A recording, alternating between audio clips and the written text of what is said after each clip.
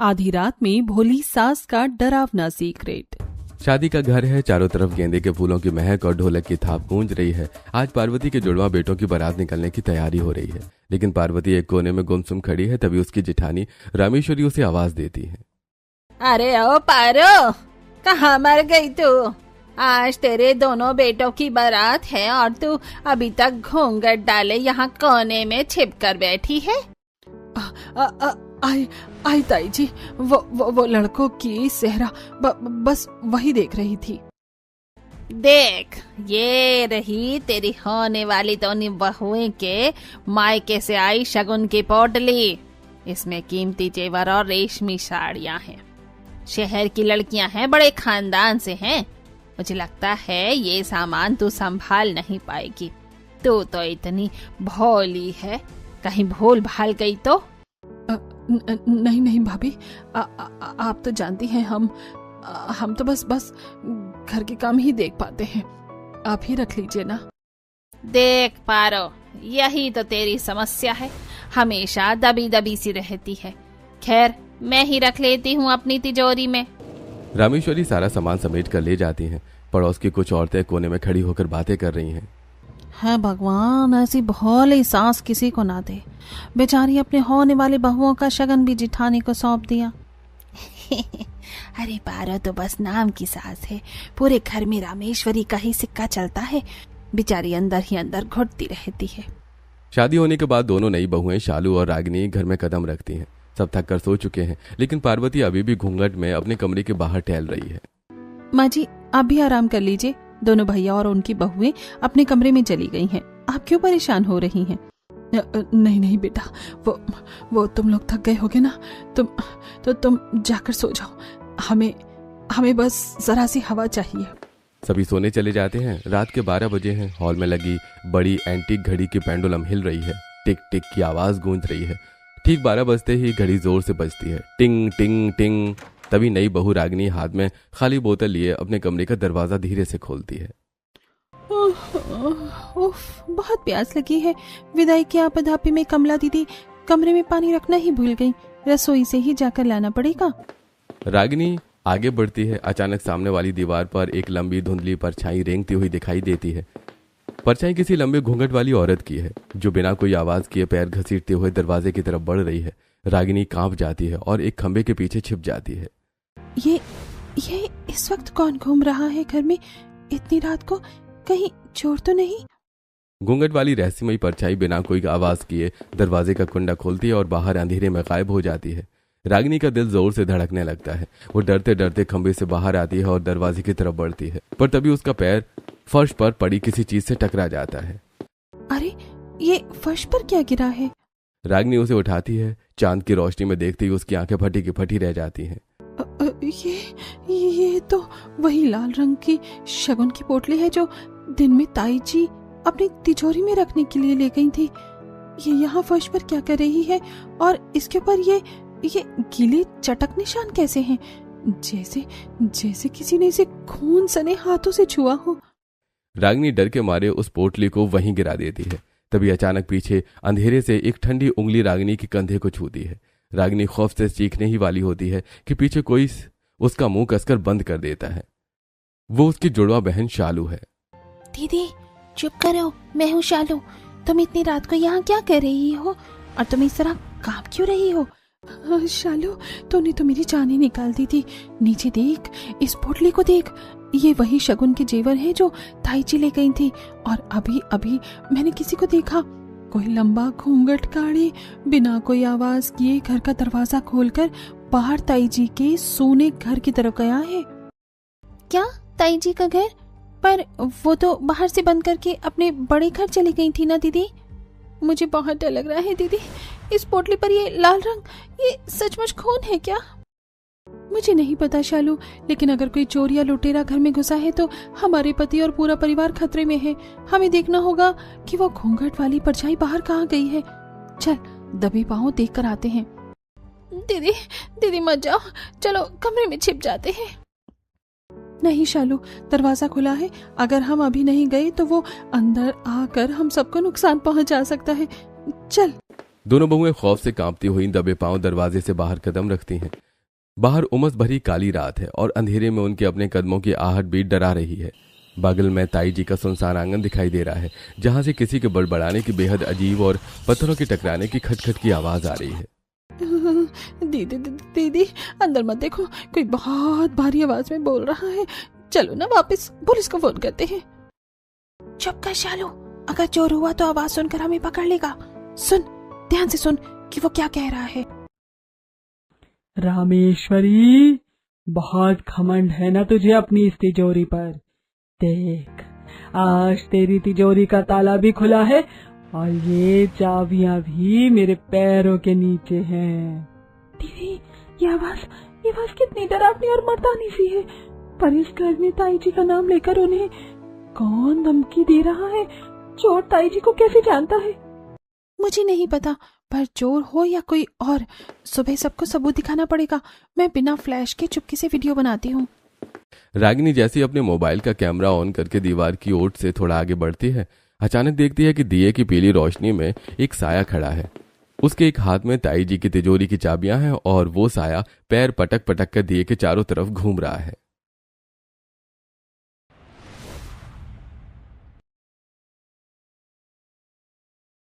दीदी, उसके पैर देखो, वो अजीब तरह से लग रहे हैं और हवा में तैर रहे हैं।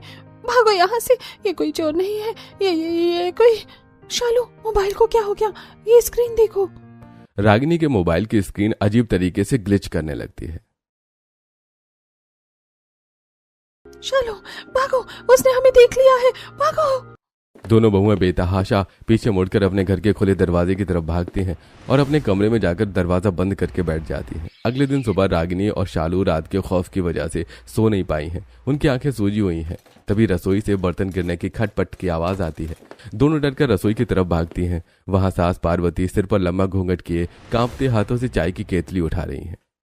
अरे बहू, तो तुम लोग उठ गई? वो रात को बारात की वजह से सब थक गए थे ना। हम बस चाय बना रहे थे, पर ये केतली हाथ से छूट गई। कोई बात नहीं माँ जी, हम उठा देते हैं, आप बैठिए। मम्मी जी, पहली रसोई की तैयारी करनी है। खाने में क्या बनाना है?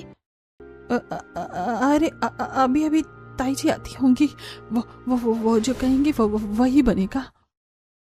पर मम्मी जी, आप बताओ ना, आपको क्या पसंद है? क्या बताएगी वो? उसे कुछ पता भी है? पारो, तुझे कुछ पता है? जाओ बहू, शाही पनीर, बटर नान और सूजी का हलवा बनाओ। लेकिन ताई जी, मम्मी जी और पापा जी को तो डायबिटीज है, वो इतनी मिठाई और भारी खाना कैसे खाएंगे? तेरे सास ससुर को डायबिटीज है, मुझे या मेरे बच्चे को तो नहीं है ना। जो कहा है वही बनाओ। ताई जी के जाते ही तीनों बहुएं रसोई में इकट्ठा होती हैं। कमला दीदी, मम्मी जी हमेशा ताई जी की एक आवाज पर ऐसे डरकर क्यों खड़ी हो जाती है? जब से मैं इस घर में ब्याह कराई हूँ, यही हाल है ताई जी का। अगर रात के 12 बजे भी आवाज लगा दी तो मम्मी जी तन कर खड़ी हो जाती हैं। बेचारी को इतनी सोशल एंजाइटी है कि ज्यादा बोलने पर उनकी जुबान लड़खड़ा जाती है। दीदी, लेकिन कल रात जो हमने और ताई जी के हाथे में देखा है ना, उस हरे मुखौटे वाले साई का इस घर से क्या कनेक्शन है, हमें पता लगाना ही होगा। माँ जी बेचारी कितनी सहमी रहती है। कल रात वो खौफनाक साया कोई बहुत बड़ा दुश्मन था। पार्वती रसोई के कोने में चुपचाप बैठ जाती है। रागिनी और शालू चाय के बर्तन समेटकर बाहर पिछले गलियारे की तरफ बढ़ती है ताकि रात के उस डरावने साये का कोई सुराग ढूंढ सके। तभी गलियारे के फर्श पर रागिनी को कुछ अजीब दिखता है। शालू रुक, जमीन पर देख, ये क्या बिख रहा है? अरे ये तो वो वही चटक लाल रंग का अबीर है, जैसे किसी के पैरों से झड़कर गिरा हो। ये निशान सीधे उस पुराने बंद पड़े स्टोर रूम की तरफ जा रहे हैं। चल देखकर आते हैं। दोनों बहुएं डरते डरते उस धूल से भरे पुराने स्टोर रूम का दरवाजा खोलती हैं। अंदर मकड़ी के जाले और टूटे फूटे बर्तन पड़े हैं। लाल अबीर का निशान सीधे एक फटे हुए बोरे के पीछे जाकर खत्म होता है। रागिनी कांपते हाथों से उस बोरे को हटाती है तो पीछे फ्रेम की हुई एक पुरानी धूल भरी तस्वीर मिलती है। दीदी, ये क्या है? इसे देखो। हे भगवान, ये तो हूबहू वही हुलिया है जो कल रात हमने देखा था। उस तस्वीर में एक कलाकार कथकली और कथक विधा जैसा एक विशाल घेरदार लाल और नारंगी रंग का भारी भरकम पारंपरिक नृत्य का प्रधान पहने खड़ा है। उसका चेहरा चटक हरे और सफेद रंग के डरावने मुखौटे से ढका हुआ है, जिसकी आंखें उग्र और हिंसक हैं और सिर पर एक विशाल मुकुट है। दीदी, ये तो वही हरा मुखौटा है और घेरीदार कपड़ा है। कल रात ये साया इसी रूप में नाच रहा था। इस तस्वीर के नीचे लिखा है केरल का प्राचीन उग्र तांडव रूप। पर ये हमारे घर के स्टोर रूम में क्या कर रहा है? रागिनी और शालू स्टोर रूम में अजीब अजीब चीजें देखकर हैरान थी। तभी बाहर से कमला की आवाज आती है और दोनों घबराकर स्टोर रूम बंद करके बाहर आ जाती हैं। दोपहर के 2 बजे हैं। रागिनी और शालू आंगन में खड़ी होकर उसी डरावनी तस्वीर के बारे में सोच रही है। तभी अचानक रामेश्वर जी हाथ में एक मोटी लाठी लेकर गुस्से में पैर पटकते हुए आते हैं। ओ पारा, कहाँ मर गई तू?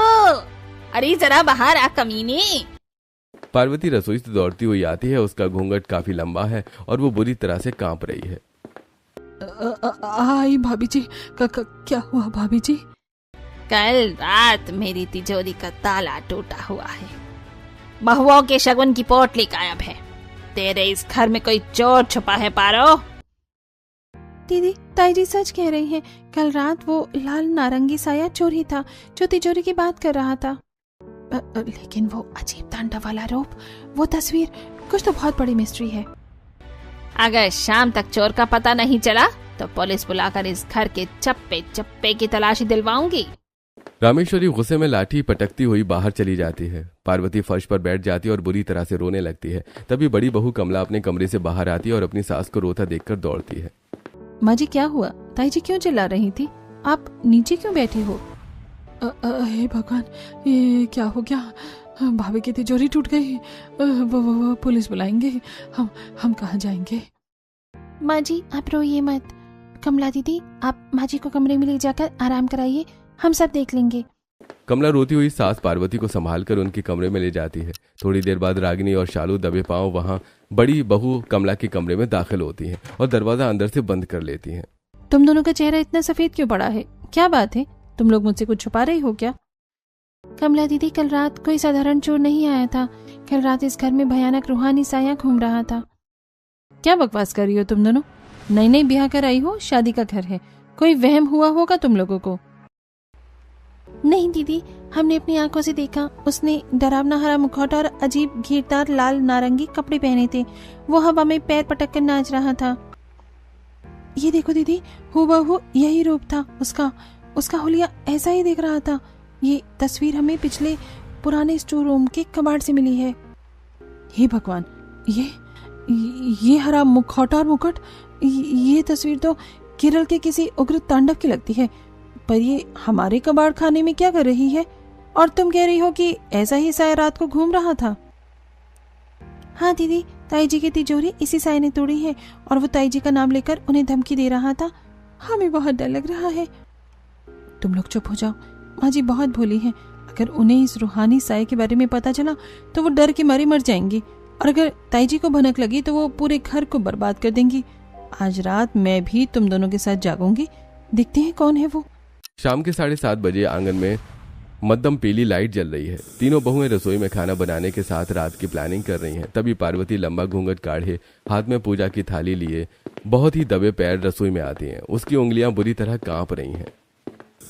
वो हम कह रहे थे कि आज रात तुम लोग अपने अपने कमरों के दरवाजे अच्छे से अंदर से बंद करके सो जाना। क्यों माँ जी, क्या बात है? आप इतनी डरी हुई क्यों हो? नहीं बेटा, वो रामेश्वरी भाभी जी कह रही थी ना कि चोर घूम रहा है। हमें डर लगता है तुम लोगों को नुकसान न पहुंचा दे। माँ जी कितनी अच्छी हैं, खुद कांप रही हैं पर हमारी चिंता कर रही हैं। इन्हें क्या पता कि खतरा चोर से नहीं, उस डरावनी साये से है। हम तो बस भगवान जी से प्रार्थना कर रहे हैं। तुम लोग जल्दी खाना खाकर सो जाना, ठीक है? जी माँ जी, आप फिक्र मत कीजिए, आप भी अपने कमरे का कुंडा लगा लीजिएगा। पार्वती धीरे धीरे पैर घसीटती हुई अपने कमरे की तरफ चली जाती है। उसके जाती तीनों बहुएं एक गोल घेरे में खड़ी हो जाती हैं। देखा तुम दोनों ने, माँ जी बेचारी खुद खौफ में है। आज रात ठीक 11:30 बजे हम तीनों मेरे कमरे में इकट्ठा होंगे। हाँ दीदी, मैंने भारी लोहे की टॉर्च रख ली है। आज उस हरे मुखौटे वाले का पर्दाफाश करके रहेंगे। मुझे तो अभी से दुखदुखी हो रही है। अगर वो सचमुच कोई भूत प्रेत हुआ तो। अरे शालू, इतना ज्यादा डरने से कुछ नहीं होगा, हिम्मत रख, सब सही होगा। रात के 11:45 पर घर में पूरी तरह अंधेरा है। कमला, रागिनी और शालू बिस्तर पर बैठी बाहर की तरफ कान लगाए हुए हैं। सन्नाटा इतना गहरा है कि घड़ी की टिक टिक सुई की आवाज भी हथौड़े जैसी लग रही है। अचानक रात के ठीक 12 बजते हैं। टोंग टोंग टोंग की आवाज गूंजती है। 12 बज गए हैं, सब शांत रहो, अपनी सांसें भी रोक लो। दीदी, वो आ गया दीदी, वही घुंघरू की आवाज। चुप रहो शालू। कमला दीदी, दरवाजा थोड़ा सा खोलो, बाहर देखना होगा। कमला कांपते हाथों से कमरे का दरवाजा 1 इंच खोलती है। रात के 12 बजे हैं। घड़ी लगातार टिक टिक कर रही है। बाहर लॉबी में चांद की तीखी नीली रोशनी में वही भारी लाल नारंगी घेरदार पोशाक पहने, सिर पर विशाल मुकुट और चेहरे पर खौफनाक चटक हरा मुखौटा लगाए वो साया आंगन के बीचों बीच खड़ा है। वो बिना घंटी या तेज आवाज किए हवा में बड़ी अजीब मुद्राएं बना रहा है। उस साई की कद काठे और चाल ढाल हूबहू उनकी सास पार्वती जैसी लग रही है, लेकिन उसका ये उग्र और डरावना रूप देखकर बहुओं का कलेजा कांपने लगता है। दीदी, वो साया, वो साया, ध्यान से देखो, उसकी बनावट तो बिल्कुल माजी जैसी लग रही है ना। हाँ शालू, मुझे भी शक हो रहा है, पर ये कैसे मुमकिन है? हमारी माजी तो इतनी सहमी रहती है, एक शब्द बोलने से उनके पसीने छूट जाते हैं। वो रात को ऐसा डरावना रूप क्यों अख्तियार करेंगी? ये कोई और है जो माजी जैसा बनकर नाटक कर रहा है। चुप रहो तुम दोनों। वो देखो, वो साया वापस पिछले कबाड़ खाने की तरफ बढ़ रहा है। हमें बिना आवाज किए उसके पीछे जाना होगा। तीनों बहुएं दबे पांव अपनी सांसें रोककर उस साय का पीछा करती हैं। वो साया सीधे कबाड़ खाने के अंदर जाता है और एक अंधेरे कोने में गायब हो जाता है। बहुएं जैसे ही अंदर झांकती हैं, वहां कोई नहीं होता। बस जमीन पर वही डरावना हरा मुखौटा और मुकुट गिरा मिलता है, लेकिन वो रहस्यमयी साया गायब हो चुका होता है। अगली सुबह 8 बजे रसोई में सास पार्वती सिर पर लंबा घूंघट काढ़े बेहद शांत और सामान्य तरीके से चाय छान रही है। रात के उस भयानक रूप का उन पर दूर दूर तक कोई असर नहीं दिख रहा है। मम्मी जी, आप रात को ठीक से सोई तो थी ना? आपको कोई अजीब आवाज तो नहीं आई? हाँ बेटा, हम तो जल्दी से हो गए थे ना, तो हमें कोई आवाज नहीं आई। तो तुम लोग ऐसा क्यों पूछ रही हो? सुबह तो मम्मी जी बिल्कुल सामान्य है। कल रात का उस साई से कोई वास्ता ही नहीं लग रहा। आखिर क्या सीक्रेट है इस घर का? तभी अचानक बगल के घर से जेठानी रामेश्वरी हाथ में एक मोटी लाठी लेकर गुस्से में पैर पटकती हुई आंगन में घुसती है। उसका रौब और गुस्सा सातवें आसमान पर है। पारो, कहाँ मर गई तू? जरा बाहर आ। आई भाभी, आई जी, आई। क्या हुआ भाभी जी? क्यों गुस्सा हो रही हो? सुन, ये जो तू अपनी बहुओं के मायके से आया पीतल का भारी सेट दबाकर बैठी है ना, वो मुझे अभी के अभी चाहिए। मेरे घर मेहमान आ रहे हैं, मैं वो सेट लेकर जा रही हूँ। पर भाभी जी, वो बहुओं का कुछ नहीं भाभी जी, आप ले जाइए। हमसे वैसे भी कुछ नहीं संभलता। लेकिन ताई जी, वो शगुन का सामान। तो चुप कर कलमोही। पारो, अपनी बहुओं को लगाम दे। शाम तक वो पीतल का सेट मेरे घर पहुंच जाना चाहिए, वरना अच्छा नहीं होगा। रामेश्वरी रौब झाड़कर चली जाती है। पार्वती वहीं आंगन में बैठकर अपनी उंगलियां चटकाने लगती है। उसके चेहरे पर बेबसी साफ दिख रही है। उसी दिन दोपहर के 12 बजे रागिनी और शालू माजी के लिए सिरदर्द की दवाई ढूंढने और अलमारी ठीक करने के लिए हाथ बढ़ाती है। अलमारी पुरानी लकड़ी की है, जिसे खोलते ही कपड़ों के पीछे सबसे निचले हिस्से में एक गुप्त दराज दिखाई देता है, जिस पर कोई ताला नहीं है, बस एक पुराना कपड़ा ढका है। कमला उत्सुकतावश उस कपड़े को हटाकर लॉकर को खींचती है। जैसे लॉकर खुलता है, अंदर रखे सामान को देखकर तीनों बहुओं के पैरों तले जमीन खिसक जाती है। उनके चेहरे का रंग उड़ जाता है। हे भगवान दीदी, ये देखो, माजी की अलमारी में ये चटक लाल रंग के मॉडर्न वेस्टर्न जीन्स, चमकीला क्रॉप टॉप और इतनी डार्क ब्लैक मून लिपस्टिक, ये सब यहाँ क्या कर रहा है? सिर्फ यही नहीं शालू, ये देखो, इसके ठीक नीचे क्या रखा है? अंदर वो चटक हरा डरावना मुखौटा, भारी पीतल के घुंघरू और वो लाल नारंगी पोशाक भी छुपी हुई है, जो हमने कल रात लॉबी में देखी थी। ये कैसी मुसीबत है दीदी? मेरी आंखें धोखा खा रही हैं, या ये कोई बहुत बड़ा सपना है? हमारी इतनी भोली भाली माजी, जो दिन में एक बिंदी भी कायदे से नहीं लगाती, जो समाज के सामने अपना घूंघट तक नहीं उठाती, उनके पास ये मॉडर्न कपड़े और वो डरावना मुखौटा क्या कर रहा है? कुछ तो बहुत गहरा और खौफनाक राज है। दीदी, कल रात को मैंने जब उस साई को देखा था तो मुझे लगा था कि वो माँ जी जैसी दिखती है, पर मेरा दिल ये मानने को तैयार नहीं था। लेकिन आज ये सबूत, दीदी क्या हमारी माँ जी दिन में कुछ और रात में कोई चुड़ैल का साया बन जाती है? मुझे बहुत डर लग रहा है। चुप कर शालू, अंधविश्वासी बातें मत कर। माँ जी कोई साया या चुड़ैल नहीं है, लेकिन बात सिर्फ कपड़ों की नहीं है। जरा गौर से सोचो, कल रात जो खुशबू आ रही थी वो उस महंगे परफ्यूम की थी जो इस जीन्स के साथ रखा है। और दिन में माँ जी को देखो, कोई उनसे ऊंची आवाज में बात कर दे तो वो हांफने लगती हैं, शब्द उनके मुंह में अटक जाते हैं। हाँ दीदी, और कल रात जब वो छत पर पनीर के पकवान बना रही थी तब उनकी आवाज कितनी साफ और बुलंद थी। उन्होंने साफ कहा था कि आज मेरे दरबार में शाही दावत है। ऐसा लग रहा है जैसे इस एक शरीर के अंदर दो अलग अलग लोग रह रहे हों, एक जो दिन में ताई जी के पैरों में गिरकर रोता है और एक जो रात के 12 बजते ही इस घर पर राज करता है। जो भी हो, सच बहुत पेचीदा है। माँ जी जानबूझ कर नाटक नहीं कर रही हैं, क्योंकि सुबह उनके चेहरे पर जो खौफ और भूलापन था वो झूठा नहीं था। उनकी मानसिक स्थिति में कोई बहुत बड़ा लोचा है। हमें इस अलमारी को वैसे ही बंद करना होगा जैसे ये थी। अगर माँ जी को पता चला कि हमने ये देख लिया तो शायद वो डर के मारे खुद को और नुकसान पहुंचा ले। तो अब हम क्या करेंगे दीदी? क्या हम ताऊ जी को बताएं? नहीं शालू, ताऊ जी खुद ताई जी के दबाव में रहते हैं, वो बात और बिगाड़ देंगे। हमें खुद माँ जी की इस अजीब हरकत और सोशल एंजाइटी के पीछे का सच जानना होगा। तो क्यों ना हम मम्मी जी को वो सब करने दे दिन में जो वो रात के अंधेरे में करना चाहती हैं। मतलब क्या है तुम्हारा? क्या कहना चाहती हो तुम? मतलब कि हम मम्मी जी को यही मॉडर्न कपड़े पहनकर अपने साथ कहीं बाहर लेकर जाए। परफेक्ट, एक काम करते हैं, आज दोपहर में हम जो कैफे जाने का प्लान बना रही थी वो कैफे प्लान कैंसिल नहीं होगा।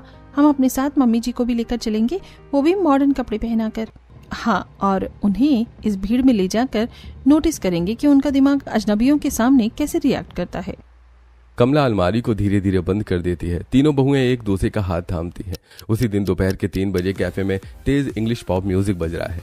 हर तरफ कॉलेज के लड़के लड़कियों और कॉर्पोरेट लोगों की भारी भीड़ है। कमला, रागिनी और शालू अपनी सास पार्वती को जबरदस्ती एक सुंदर वेस्टर्न गाउन और चश्मा पहना कर ले आई है ताकि उनकी झिझक खुल सके। लेकिन उस चकाचौंध और अजनबियों की भीड़ को देखकर पार्वती की हालत बिगड़ने लगती है। उनके माथे पर पसीने की बूंदें चमकने लगती हैं और उनकी सांसें तेज होने लगती हैं। मैं यहाँ क्यों लाई हो? यहाँ इतने सारे लोग हैं, सब हमें ही देख रहे हैं ना। हमें यहाँ से ले चलो, हमसे यहाँ नहीं रहा जा रहा, दम घुट रहा है हमारा। मम्मी जी रिलैक्स, कोई आपको नहीं देख रहा। आप इस गाउन में बहुत प्यारी लग रही हैं। अपनी इस घबराहट को दिल से निकालिए। जरा वेटर से अपना ऑर्डर खुद देखकर बोलिए और आपका डर हमेशा के लिए ही भाग जाएगा। तभी एक स्मार्ट वेटर हाथ में मेन्यू कार्ड लिए मुस्कुराते हुए उनकी टेबल के पास आकर खड़ा हो जाता है।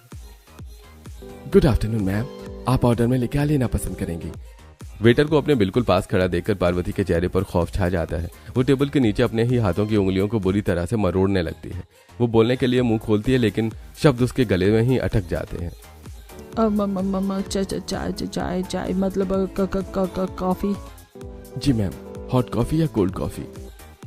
वेटर के दोबारा पूछने पर पार्वती का मानसिक संतुलन पूरी तरह डगमगा जाता है। सोशल एंजाइटी की वजह से उनका पूरा ध्यान थरथराने लगता है। घबराहट में उनका हाथ टेबल पर रखे पानी के गिलास से टकराता है और गिलास फर्श पर गिरकर छन्न से टूट जाता है। नहीं, हमसे नहीं होगा। वो अपनी दोनों आंखें कसकर बंद कर लेती हैं और कुर्सी पर बेदम होकर पीछे की तरफ गिर जाती हैं। मम्मी जी, आंखें खोलिए। मम्मी जी, क्या हो गया? रागिनी, शालू, इन्हें संभालो। माँ जी, ये हालत सामान्य नहीं है। ये सिर्फ घबराहट नहीं है बल्कि ये गहरी सोशल एंजाइटी और डिसएसोसिएटिव आइडेंटिटी डिसऑर्डर का क्लासिक केस है। दीदी, इसका क्या मतलब हुआ? इसका मतलब ये है कि दिन के उजाले में माँ जी की अजनबियों के सामने एक शब्द भी नहीं बोल पाती हैं, लेकिन उनका अवचेतन मन इस घुटन से आजाद होना चाहता है। इसीलिए रात के ठीक 12 बजते ही उनका वो दूसरा रूप बाहर आ जाता है जो किसी से नहीं डरता, जो जीन्स पहनता है, डांस करता है और राज करता है। हमें इन्हें तुरंत किसी बड़े डॉक्टर के पास ले जाना होगा। अगले दिन सुबह 11 बजे तीनों बहुएं पार्वती जी को फिर से अपने साथ साइकाइट्रिस्ट के पास लेकर जाती हैं। कमरे में हल्की रोशनी और बेहद शांति है। पार्वती एक आरामदायक थेरेपी चेयर पर लेटी हुई है। डॉक्टर उन्हें गहरी सम्मोहन की स्थिति में भेज दिया है। तीनों बहुएं केबिन के कोने में खड़ी होकर सांसें रोककर सुन रही हैं। पार्वती जी, आप इस वक्त बहुत शांत हैं। आपके दिमाग पर कोई जोर मत डालिए। आप मुझे सच सच बताइए, आप रोज रात के ठीक 12 बजे ही क्यों उठती हैं और उठकर वो सब क्यों करती हैं? डॉक्टर साहब, रात के समय मुझे अपने जागते हुए दिमाग पर कंट्रोल नहीं रहता कि मैं क्या कर रही हूँ, लेकिन मेरे अवचेतन मन को अपने घर के हर एक मेंबर के बारे में अच्छी तरह पता है कि किसकी नींद कितने बजे सबसे गहरी होती है। मुझे पता होता है कि रात के 12 बजे सब सो चुके हैं, इसीलिए मेरा वो दबा हुआ रूप ठीक 12 बजे बाहर आता है ताकि मैं अपनी दबी हुई इच्छाओं को पूरा कर सकूं। रात को मैं आजाद होती हूँ, एक स्टार होती हूँ, लेकिन जैसे ही सुबह की पहली किरण फूटती है मैं सब भूल जाती हूँ और फिर से वही डरी हुई सहमी हुई पारू बन जाती हूँ। जैसा कि मैंने कहा था, इनके दिमाग में अतीत का कोई बहुत बड़ा ट्रॉमा बैठा हुआ है। जब तक वो डर बाहर नहीं निकलता ये ठीक से नहीं होंगी। पार्वती जी, अपने अतीत में जाइए। किसने छीनी आपकी आजादी? डॉक्टर के पूछते ही पार्वती के दिमाग का वो बंद दरवाजा झटके से खुल जाता है और 30 साल पुराना खौफनाक मंजर उनकी आंखों के सामने सजीव हो उठता है, जब वो इस घर में कम उम्र में नई नवेली दुल्हन बनकर आई थी। 30 साल पहले का समय है। युवा पार्वती दुल्हन के लाल जोड़े में रसोई में खड़ी सिसक कर रो रही है। पास ही फर्श पर उसके घुंघरू और क्लासिकल डांस की कुछ पुरानी किताबें बिखरी पड़ी हैं। तभी बगल के घर से उसकी युवा जेठानी रामेश्वरी गुस्से में उबलती हुई रसोई में घुसती है। देख पारो, इस घर में रहना है तो मेरी जूती के नीचे बनकर रहना होगा। ये नाचना गाना एक्टिंग करना सब छोड़, ये ओछे घर की औरतों का काम है। आज के बाद अगर इस घूंघट के बाहर आंख भी उठाई ना तो तेरी जान निकाल लूंगी। आज के बाद सिर्फ चौका बर्तन करेगी तू। युवा रामेश्वरी गुस्से में पार्वती की उन डांस की किताबों को धधकते हुए चूल्हे की आग में झोंक देती हैं और उसके पैरों के घुंघरूओं को अपने पैरों से कुचलकर तोड़ देती हैं। युवा पार्वती डर के मारे चीखने की कोशिश करती है, लेकिन अत्यधिक डर और सदमे और रोज रोज के इस मानसिक टॉर्चर के कारण समाज के सामने उसकी आवाज हमेशा के लिए दब जाती है, जिससे उसे ये मानसिक बीमारी मिल जाती है। थेरेपी चेयर पर बैठी पार्वती की आंखों से आंसू बहने लगते हैं। डॉक्टर उन्हें धीरे से होश में लाते हैं। बहुओं की आंखों में भी आंसू हैं, लेकिन अब उनके दिलों में ताई जी के खिलाफ गुस्सा है। अगले दिन दोपहर 2 बजे डॉक्टर के कहे अनुसार कन्फ्रंटेशन थेरेपी के लिए बहू ने हिम्मत जुटाकर आंगन के बीचों बीच नटराज की एक भव्य मूर्ति स्थापित की है। तभी बगल के घर का दरवाजा पीटती हुई जेठानी रामेश्वरी हमेशा की तरह कबाड़ खाने का भारी दरवाजा एक जोरदार आवाज के साथ खुलता है। अंदर से पार्वती बाहर निकलती है, लेकिन आज उसका घूंघट हटा हुआ है। उसने वही केरल का उग्र तांडव वाला घेरदार लाल नारंगी परिधान पहना हुआ है। पैरों में भारी घुंघरू बंधे हैं और उसके चेहरे पर चटक हरा और सफेद रंग का वही खौफनाक तांडव मेकअप है। पीछे से कमला म्यूजिक सिस्टम पर तांडव नृत्य का शक्तिशाली और डरावना संगीत फुल वॉल्यूम में ऑन कर देती है। ये क्या बदतमीजी है पारो? ये दिन के उजाले में कैसा चुड़ैल जैसा रूप बना रखा है? ये सब नौटंकी उतार। पूरे मोहल्ले वाले देख रहे हैं, तू कहीं मुंह दिखाने लायक नहीं रहेगी। नहीं उतरेगी रामेश्वरी दीदी, अब ये रूप कभी नहीं उतरेगा। बहुत उतार लिया मैंने अपनी इज्जत और अपना वजूद सबके सामने। आज से ये पारो घुट घुट का नहीं बल्कि दिन के उजाले में अपनी मर्जी की जिंदगी जिएगी। बजाओ बहुओं। संगीत की तेज थाप पर पार्वती नटराज की मूर्ति के सामने अद्भुत तीव्र और रौद्र तांडव नृत्य शुरू कर देती है। उनके पैरों के धाप से पूरा आंगन गूंज उठता है।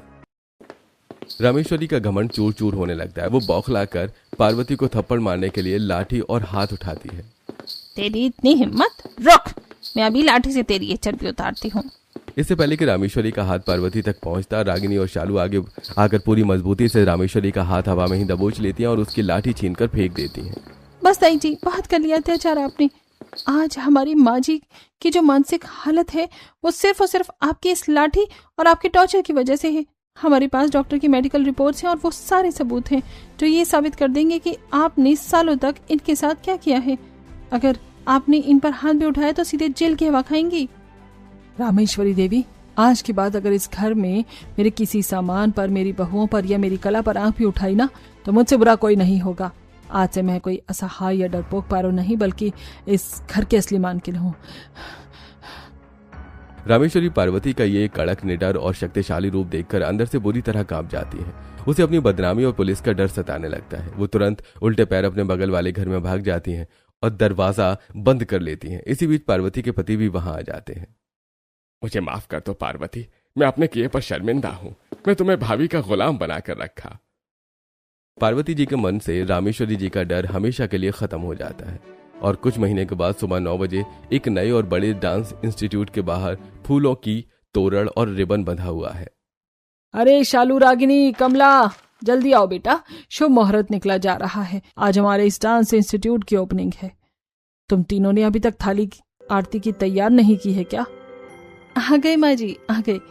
आधी रात में हमारी इस भोली सास का जो डरावना सच हमें पता चला था। हमें क्या मालूम था कि वो एक दिन पूरा हमारे परिवार के लिए इतनी बड़ी खुशहाली और कामयाबी बन जाएगा।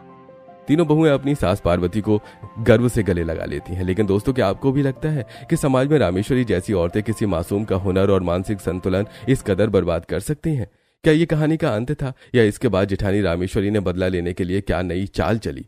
क्या आप इस कहानी का पार्ट 2 देखना चाहते हैं? अगर हाँ, तो अभी नीचे कमेंट बॉक्स में पार्ट 2 लिखकर हमें जरूर बताइए। जरूर।